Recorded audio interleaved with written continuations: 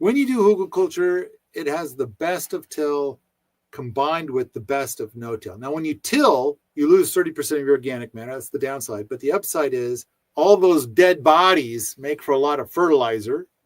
And then all those air spaces bring air to the roots, which for most plants makes them really happy. This easy, soft space to expand your roots into. And then when you do no-till, then as the years pass, you get this beautiful mycelium network that helps to feed all the growies and helps with the root exudate exchange and stuff like that. And the mycelium can help bring minerals and water and everything to the growies and stuff like that.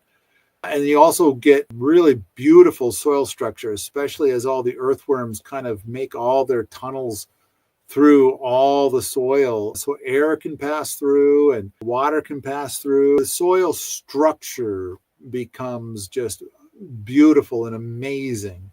So with hugelkultur, as the wood rots, it starts to make those air pockets. And so you get more and more air pockets. So you start to get all the advantages of till with all the advantages of no-till. And then the mycelium builds up inside of hugelkultur even more because mycelium tends to really love rotting wood more than anything else. Yeah. And hugelkultur is just one of the many things, but it is clearly the number one thing to do to replace irrigation with permaculture. What will the neighbors think? But take extra care to keep it looking especially glorious. So that way no one will complain if that's your concern. And then, of course, in the backyard, go ahead and do 7-foot tall hugelkulturs right away. The first year, like when you're building it, it does look like a strip mining operation. But you know, a brand new garden looks that way too. And so this is just part of it.